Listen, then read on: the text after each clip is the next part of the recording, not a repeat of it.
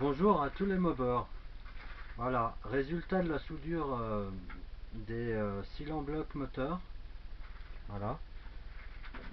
Euh, donc, vous avez vu sûrement la vidéo de la soudure. Donc voilà, j'ai préféré faire pas de commentaires, pas de musique, que le bruit des outils pour travailler. Voilà. Donc là, je vais présenter le résultat et je vais donner plus de détails. Voilà.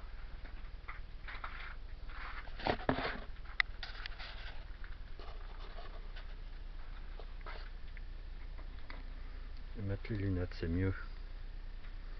Alors, là, je voudrais revenir sur quelque chose parce que du coup, je sais pas si ça a été dans la vidéo qui est ratée ou la première, je me rappelle plus. Donc, je voulais reparler de du de comment euh, s'organiser pour pointer et souder un tube ici qui fasse la liaison avec le cadre et le bras oscillant. Voilà. Donc là, il y a 10 cm. Voilà. Sous le cadre. J'espère que vous voyez bien. Oui, là, voilà. Donc, au-dessus du bras oscillant, en dessous du cadre, 10 cm. Donc ça, c'est la dimension pour mettre ici. Voilà, c'est une référence. Voilà. Donc, voilà, faut pas que je bouge trop. Ici, je vais me servir du mètre. Ici, il y a le support moteur. Donc, le bras oscillant, il va dans le support moteur d'origine. À l'origine, on le met dedans avec l'axe. Une fois que la hauteur du tube qui soit à la bonne hauteur ici, donc 10 cm, on le pointe. Voilà. Hein. Derrière aussi, pareil. Et donc, du coup, vous avez déjà l'ensemble qui est déjà, on va dire, prémonté aux bonnes cotes. Ici, les axes ne bougeront plus. Donc du coup, ça reprend les mêmes cotes d'origine. Après, bon ben ceux qui veulent changer cette cote, ils peuvent changer, hein, bien sûr. Là, il n'y a pas de problème. Hein. Mais après, il faudra avoir les longueurs de courroie, le diamètre du variateur, le diamètre de la poulie. Tout rentre en ligne de compte. Voilà. Moi, j'ai choisi de partir sur l'origine, comme ça, je pourrais toujours ou mettre des pièces d'origine ou légèrement modifier, voilà, légèrement modifier, éventuellement. Voilà. Donc là, alors, une fois que le tube est pointé, ici, on peut le couper. À la limite même, souder le tube carrément. La soudure, moi je l'ai fait avant tout. J'ai fait les soudures comme ça refroidit, ça bouge pas en fait. C'est calé là-bas sur les cylindres en bloc d'origine, le montage d'origine. Voilà. Et donc, une fois que c'est tout soudé, que ça a refroidi, eh ben, je coupe ici. Voilà. À l'aplomb du bras oscillant d'origine. Donc, du coup, tout ça se retrouve coupé. Là, j'ai mis un fer plat de 4 mm en long. Voilà.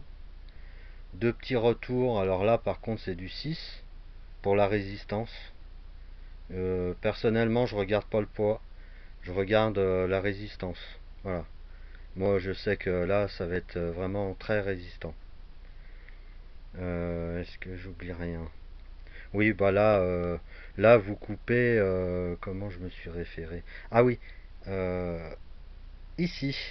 Alors là, c'est facile. Il suffit de couper. Et après, vous coupez légèrement là l'épaisseur. Comme ça, il y a la tôle d'ici qui est coupée. Voilà. Donc c'est, en fin de compte, c'est pas compliqué. Le plus compliqué, c'est la soudure. Voilà. Ben, j'en suis désolé. Enfin, bon.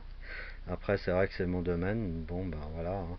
Moi, je peux vous expliquer, vous répondre à vos questions si vous en avez. Faudra pas hésiter en message personnel. Voilà. Allez dans les détails. Voilà. Moi, je peux répondre, on va dire, le samedi après-midi et tous les jours, mais le soir assez tard, par contre. Voilà. Voilà. Beaucoup de travail hein, en dehors de YouTube. Voilà, j'ai du travail. Donc, pour le bras oscillant, on va dire c'est bon. Voilà, je l'enlève. Donc là, on va quand même faire voir le résultat. Ah, il y a plus de lumière de l'autre côté.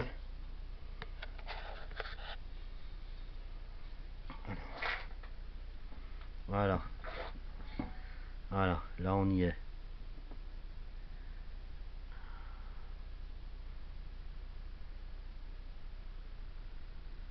Voilà, donc c'est vrai que bon, c'est de la soudure à l'arc avec du plat de 4 mm. Et alors le tube des cils en bloc, il fait 22 intérieur et 25 extérieur. Et les cils en bloc d'origine rentrent dedans.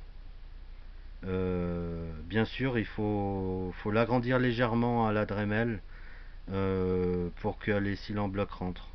Mais il y a vraiment très très peu.